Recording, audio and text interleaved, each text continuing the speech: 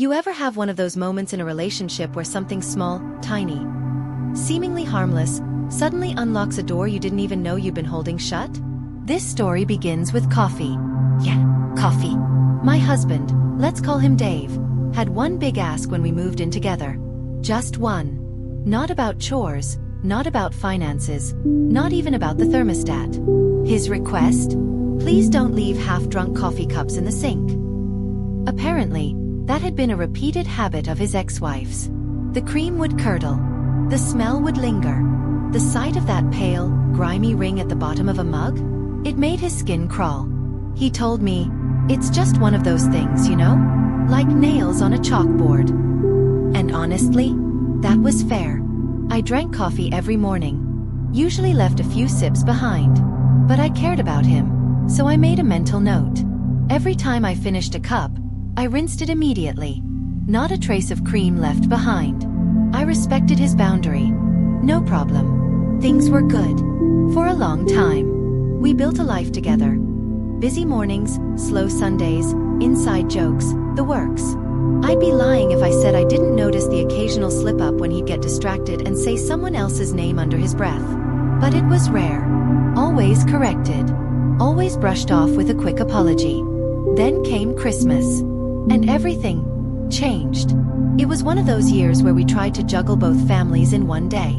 Morning at my family's house. Evening with his. Stressful? Sure. But still, it was Christmas. The food was good, the fireplace was lit, and I was feeling festive despite the chaos. My mom had made her famous cinnamon rolls. My nieces were running around with wrapping paper crowns, and everything smelled like pine and powdered sugar. I handed Dave a mug of coffee. Yes, freshly poured, no cream rings. And as he took it, he turned to thank me and said, "Thanks, Amy. My name is not Amy. Not even close." Okay, it's close. Think Amy and Annie. Similar rhythm. Similar vowels. But still. I froze. He froze. My mom froze. He looked up, his eyes went wide, and he immediately stammered, Oh God, I meant you, I meant Annie. I'm sorry." I gave him a look. You know the one. That slow blink, slow nod, trying not to cause a scene expression. I chalked it up to stress. Maybe muscle memory. We moved on. Kind of. But then, we went to his family's house that evening. And he did it again. And again. And again. 3 more times. In front of his entire family. I tried to hold it together. I really did. But the last time, when he casually handed me a plate and said, "Here you go, Amy," something inside me snapped. I slammed the plate on the table and hissed, "My name is Annie." The room went quiet. Awkward doesn't even begin to describe it. His mom gasped. His cousin did that thing where they sip their wine and try not to laugh. And Dave? Oh, Dave looked like he wanted to disappear into the carpet. We left not long after. When we got home, he was devastated, practically tripping over apologies. I don't know what happened. I swear. It's just, Christmas was a big thing with her. We always did these traditions and he trailed off. It was clear even he didn't understand it. I nodded along, lips tight, arms crossed. I said I forgave him. Told him it was fine. But inside, I was furious. The kind of fury that's quiet. The kind that doesn't scream or throw things. The kind that waits until he's snoring in the bedroom. And then starts plotting. You see, if he was going to keep calling me by his ex-wife's name, then maybe I needed to act like her. What would Amy do? Well, according to him, Amy left half-drunk coffee cups in the sink. So guess what I did? I brewed a full pot of coffee. No, scratch that, I brewed 2. I pulled every mug we owned out of the cabinet. All 22 of them. Souvenir mugs, mismatched mugs, that weird one with a chip on the handle. All of them. And I filled them. One by one.